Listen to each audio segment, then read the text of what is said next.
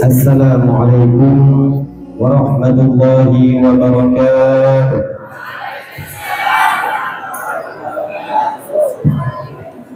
Alhamdulillah, alhamdulillahi rabbil alamin. Alhamdulillahilladzi arsala Muhammadan rahmatan lil alamin.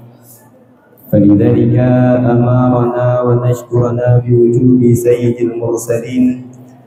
Allahumma salli wa sallim ala sayyidina Muhammadin fatihi kulli babin min abwabil makhdufi wa ala alihi wa ashabihi zawid tuqa wal muttaqin. Rabbi shrah li sadri wa yassir li amri wahlul 'uqdatam min lisani yafqahu qawli. Amma ba'du.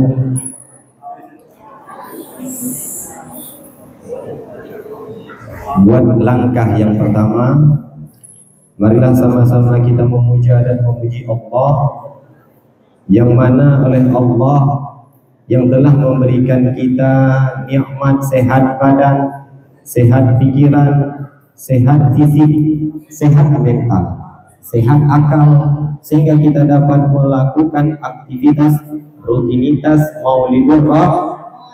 Maulidur Rasul. Sekarang ini belum aman ya, masih ributnya. Ini kalau saya yang di posisi Abi, saya lempar nih, tapi bukan saya Abi. Nah, gini, buat langkah yang pertama, kita memuja dan memuji Allah. Selanjutnya sama-sama kita berselawat kepada Rasulullah dengan mengucapkan Allahumma salli ala sayyidina Muhammad. Sama-sama.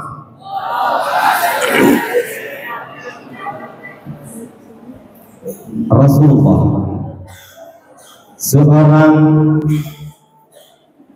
pemandu dalam agama Islam. Rasulullah ini mencintai kita sebagai umat tidak? Kita selaku umat apakah mencintai Rasulullah atau tidak? Cinta. Kamu Dika cinta kepada Rasulullah Dika? Cinta? Namun apa yang dikatakan dengan cinta? Apa definisi daripada cinta? Sekarang sebelum kita berbicara panjang lebar masalah mencintai Rasulullah, tetapi kita harus mengetahui apa itu cinta. Bagaimana itu cinta diposisikan pada Rasulullah. Yang pertama, definisi daripada cinta. Siapa yang tahu arti cinta? Santriwan, ada yang tahu arti cinta? Apa cinta? Enggak ada yang tahu. Cuman tahu bayangannya, tapi tidak tahu pengertiannya. Sekarang kita akan menjelaskan tentang pengertian daripada cinta. Dengarkan baik-baik. Ini tidak ulang lagi. Sekali pengertian, tidak saya ulang, saya lanjutkan. Cinta adalah anugerah dari Rabbi, berupa suatu perasaan yang suci. Dengan cinta hidup akan berarti. Tanpa cinta bumi akan berhenti, seolah-olah kehidupan tak lagi berarti. Kita artikan definisi daripada cinta yang telah saya sebutkan satu per katanya. Yang pertama, benar, jangan ribut dulu. Kalau nggak dengar jangan ribut, kami lagi sharing sama santriwan. Banat dengar aja. Oke? Ini saya lihat tadi yang fokus dari pertama itu santriwan yang fokus. Oke.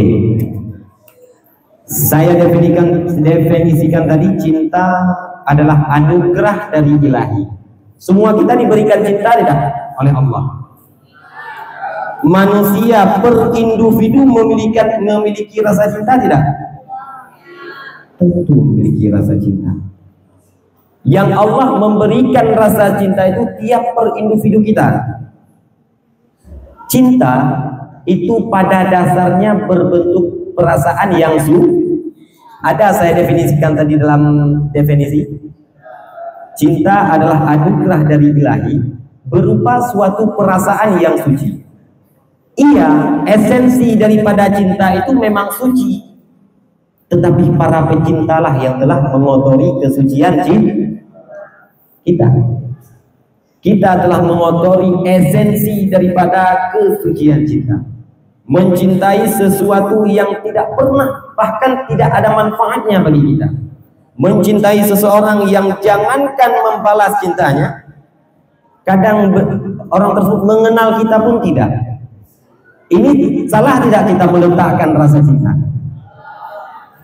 Di saat kita salah meletakkan rasa cinta, cinta itu masih suci atau tidak? Namun bagaimana cinta yang suci? Cinta yang apabila dipergunakan untuk mencintai Allah dan Nabi, maka akan sungguh bisa diresapi. Dengan mencintai Allah, dengan mencintai Nabi, rasa cinta ini akan lebih kita nikmati. Jadi tadi dalam definisi ada saya katakan begini, tanpa cinta bumi akan berhenti karena manusia. Jelas suaranya, jelas. Nah, tanpa cinta bumi akan berhenti karena manusia sudah saling membenci. Dengan tidak adanya rasa cinta, kita sesama makhluk akan saling membenci, akan saling memaki, akan saling berkelahi, sama-sama menghujat. Karena kenapa? Kenapa orang membenci permusuhan? Karena tak ada rasa cinta, tak ada rasa cinta sesama ikhwan. Nah, maka dalam hal ini sesudah kita mengetahui apa itu cinta, oh, rupanya cinta itu berupa perasaan yang suci yang apabila dipakai untuk mencintai Allah dan Nabi, maka akan sungguh sangat bisa diresapi. Berarti kita jangan salah dalam menentukan di mana cinta yang mesti kita letakkan. Oke. Ini masuk dalam poin terus. Poin karena memang tidak panjang kita berbicara pada hari ini, langsung ke poin. Ini dari saya ngomong masalah cinta itu dah poin pembicaraan. Cuman itu mukadimah daripada pembicaraan untuk memasuki dalam pokok pembicaraan yang akan kita bahas yang akan datang. Oke, kita telah mengetahui yang namanya cinta. 1400 tahun yang telah lalu ada sosok manusia yang telah memberikan indikasi, yang telah membuktikan rasa cintanya kepada kita. Berapa tahun yang saya ucapkan tadi? Yang saya bilang tadi berapa tahun? Dengar. Ini di depan duduk dia. Bayangkan yang di belakang sana tuh. Dengar kalian. Berapa tahun yang saya bilang tadi? 1400 tahun yang lah. Udah tahu? Nah, dengar dulu. Ini cerita ini. Oke. 1400 tahun yang telah lalu ada sosok manusia yang telah mengatakan dia mencintai umatnya, dia mencintai generasi yang akan datang. Siapa beliau? Nabi Muhammad mengatakan 1400 tahun yang telah lalu apa sabda Rasulullah? Wasyauqa, alangkah rindunya aku. Syauq, makna syauq apa? Rindu. Itu Rasulullah yang berkata, wasyauqa, alangkah rindunya aku. Laura aina ikhwanana, ingin bertemu dengan saudara-saudaraku. Lantas para sahabat pada masa itu yang duduk di hadapan Rasulullah berkata, alasna ikhwanuk ya Rasulullah, alasna ikhwanuk ya Rasulullah, bukankah kami adalah pencintamu ya Rasulullah? Bukankah kami para sahabat yang engkau rindukan ya Rasulullah? Apa kata Rasulullah? Antum ashabi kalian semua ini sahabatku, kata Rasulullah. Lantas siapa yang dimaksudkan oleh Rasulullah yang dikatakan dari awal tadi wasyauq, rindu yang Rasulullah rasakan? Qaumun yu'minuni walam yarau. Yang aku rindukan wahai para sahabat, mereka suatu kaum, suatu generasi yang akan datang, mereka tak pernah melihatku tetapi mereka beriman kepadaku. Mereka tak pernah mendengarkan sepatah kata pun yang keluar dari lisanku, tetapi mereka mengimani apa yang kukatakan. Ini kata Rasulullah. Ini yang Rasulullah maksud dengan rindunya Rasulullah. Kita umat generasi yang hidup pada akhir zaman, iman kepada Rasulullah tidak? Pernah melihat Rasulullah? Kita mempercayai apa yang dikatakan oleh Rasulullah tidak? Pernah berinteraksi langsung dengan Rasulullah? Inilah kita yang dimaksudkan oleh Rasulullah. 1400 tahun yang telah lalu, Rasulullah memberikan, mengindikasikan, memberitahukan yang bahwasanya beliau merindukan suatu kaum yang hidup pada generasi yang akan datang. Inilah kita. Namun bagaimana balasan cinta kita? Ini lumayan. Alhamdulillah ini telah kita lakukan rutinitas setiap Jumatnya kita mengadakan maulid yang sedemikian rupa. Kita berbicara tentang bagaimana riwayat hidup Rasulullah. Kita mengenang bagaimana perjuangannya Rasulullah. Sehingga kita tak jauh hati daripada Rasulullah. Selalu terikat hati kita dengan Rasulullah. Bahkan Rasulullah dikisahkan dalam sakratul mautnya. Kalian pernah mendengar nggak kata-kata Dilan? Yang kata Dilan apa katanya? Jangan lakukan itu, kamu tidak akan sanggup, biar aku saja. Gimana katanya? Rindu ya. Gini kata-katanya kalau nggak salah. Jangan engkau, ini poinnya, jangan engkau karena engkau tak akan sanggup, biar aku saja. Itu kan poin-poin yang perlu pada perkataan Dilan di film Dilan tuh, ya kan? Itu yang pembicaraannya. Tapi ketahui oleh kita, harus kita ketahui yang bahwasanya Rasulullah dulu pernah mengucapkan kata yang serupa. Rasulullah yang terlebih dahulu mengucapkan kata-kata yang sedemikian rupa. Pada saat sakratul maut, Rasulullah tengah merasakan rasanya sakratul maut, sakitnya sakratul maut. Apa? Ini kisah siapa yang mau saya ceritakan? Apa yang mau saya ceritakan ini? Nabi Muhammad. Lagi apa Nabi? Kan nggak dengar? Dengar dulu, fokus dulu. Rasulullah di saat detik-detik terakhir sakratul mautnya Rasulullah mengatakan pada Jibril, wahai Jibril, beginikah rasa sakitnya sakratul maut? Jibril yang tak sanggup melihat Rasulullah tergeletak dengan rasa sakitnya sakratul maut, Jibril berpaling muka. Kata Rasulullah, ya Jibril, apakah engkau jijik melihatku? Apakah engkau tak lagi mengasihiku, wahai Jibril? Apa kata Jibril? Tidak ya Rasulullah.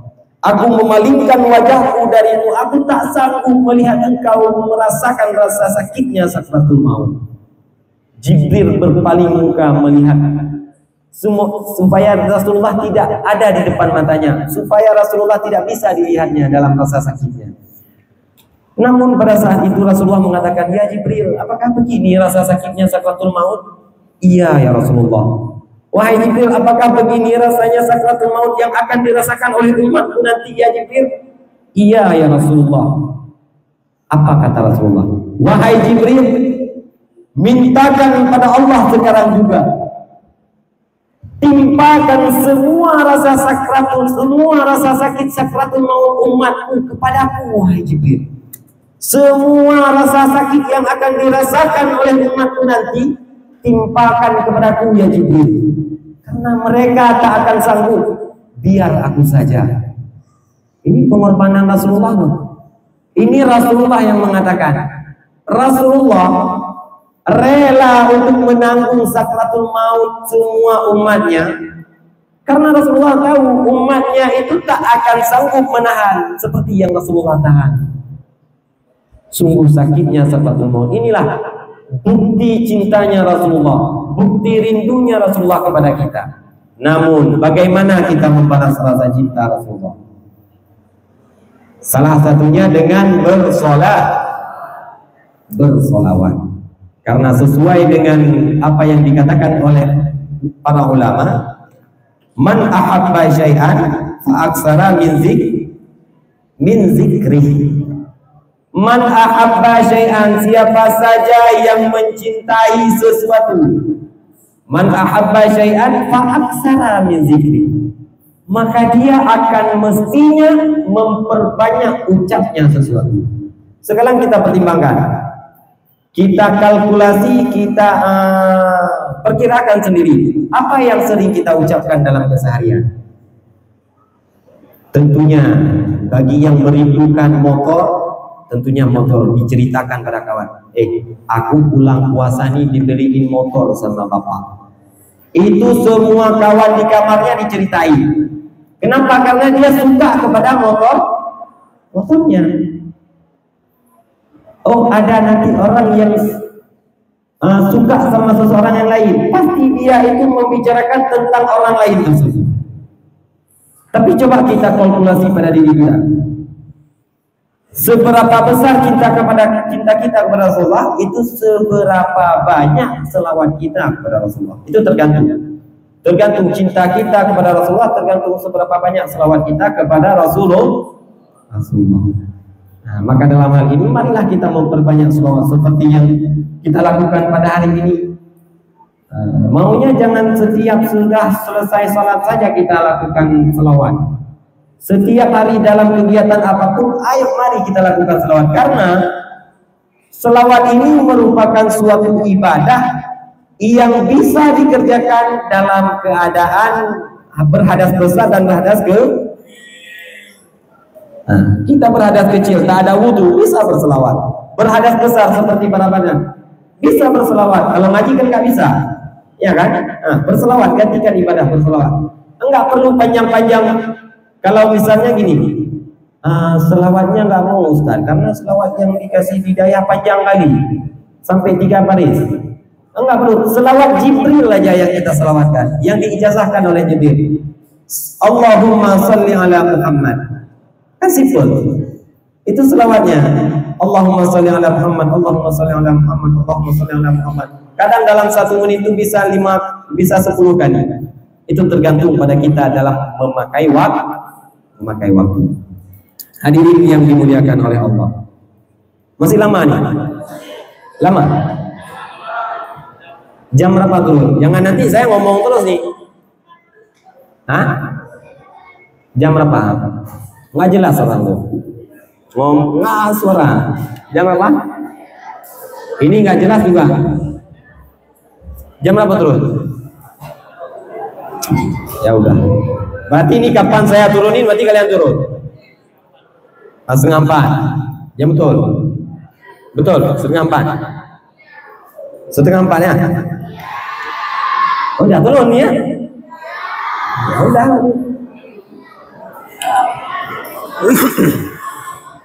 Ya, berarti yang perlu kita ingat berselawat kepada Rasulullah.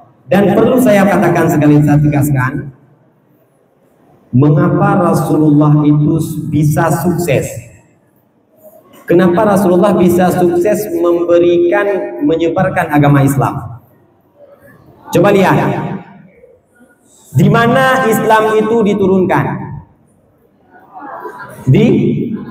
Di Mekah, di Arab, ya kan? Coba kita pikir, kenapa Islam enggak diturunkan di Medan? Serius. Coba dengar lu. Kenapa Islam, kalau kita duduk-duduk kan kita pikir sekali-kali kan? Kenapa sih Islam enggak diturunkan di Indonesia? Kenapa Rasulullah enggak diturunkan di Medan saja? Kenapa mesti ke Arab? Ada terpikir gitu? Nah, yang pertama, alasan kenapa Rasulullah diturunkannya di Arab untuk membuktikan kesuksesan, kesempurnaan daripada Rasulullah. Rasulullah itu sukses, Rasulullah itu sempurna di segala lini apapun. Andai kata pada 1400 tahun yang telah lalu saat diturunkannya Rasulullah, Medan pada saat itu udah beragama apa belum? Kadang orang-orang Medan yang duduk pada 1400 tahun yang lalu, orang Medan kadang belum mengenal Tuhan. Jangankan mengenal Tuhan, yang memperkenalkan Tuhan yang lain aja tak ada. Tapi lihatlah di Arab. Orang Arab pada saat diturunkannya Rasulullah, mereka telah bertuhan dengan Tuhan yang bisa dilihat. Mereka telah bertuhan dengan Tuhan yang bisa diraba, bisa bertatap muka. Iya kan? Pada saat itu kaum jahiliyah telah bertuhan dengan Tuhan berhala, sudah ada Tuhan. Sedangkan kita misalnya diturunkan pada tempat-tempat yang lain, kadang belum mengenal Tuhan. Sekarang saya tanya, siapa susah mengenalkan Tuhan pada orang yang telah siapa susah memperkenalkan Tuhan kepada seseorang yang telah ada Tuhan dan kepada seseorang yang belum pernah mengenal Tuhan? Siapa yang susah? Kepada orang yang udah punya Tuhan, ya kan? Iya. Lebih susah kita perkenalkan Tuhan kepada orang yang udah ada Tuhan ketimbang memperkenalkan Tuhan kepada orang yang belum ada Tuhan. Bayangannya kayak gini. Di sekolah dari SD 2 tambah 2 diajarkan di guru berapa? 4, ya kan? Sekarang sampai sini saya bilang, hei, 2 tambah 2 itu bukan 4, 2 tambah 2 itu 8. Oh, 2 tambah 2 itu 22. Percaya ya? Saya yang ngomong aja. Kenapa aja? Nah, makanya di sini saya diuji untuk mengubah pola pemikiran kalian yang udah didoktrin di SD 2 tambah 2 itu sama dengan 4. Saya bilang padahal 2 tambah 2 yang betul 22. Enggak pakai sama dengan. Enggak ada sama dengannya. 2 tambah 2 berarti digabung 2 huruf jadinya 20. Kalau 2 tambah 2 sama dengan 4 itu udah anak SD tahu. 2 tambah 2 sama dengan 4. Maka di sini saya susah enggak untuk membalikkan fakta?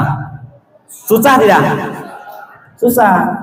Misalnya gini, kalau saya sekarang ajarkan pada anak SD yang enggak pernah tahu apa-apa, dia enggak tahu apa-apa anak SD. Saya ngomong, 2 tambah 2 200. Saya bilang. Dia percaya enggak tuh? Enak kan kita kasih tahu kan? Siapa enak kita kasih tahu 2 tambah 2 200 sama orang kalian ini ketimbang sama anak SD? Siapa mudah? Anak SD, ya kan?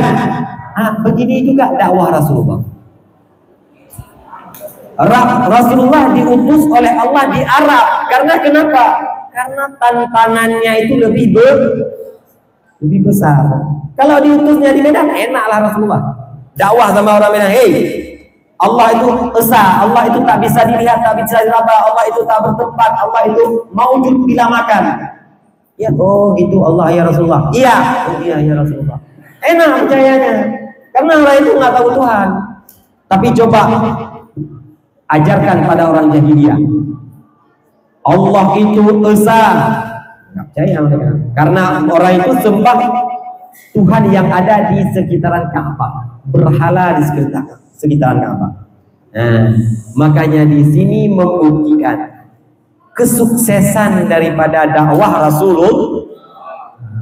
Hadirin yang hadirat yang dimuliakan oleh Allah. Mungkin hanya ini yang dapat saya sampaikan. Semoga menjadi bahan renungan bagi kita semua.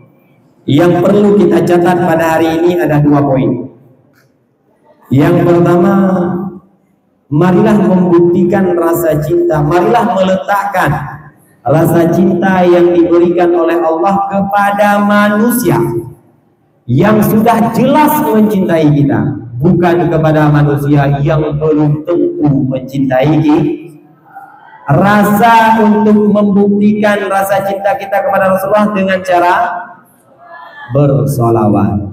Nah, maka dalam hal ini lebih dan kurang saya mohon maaf. Wabillahi taufiq wal hidayah.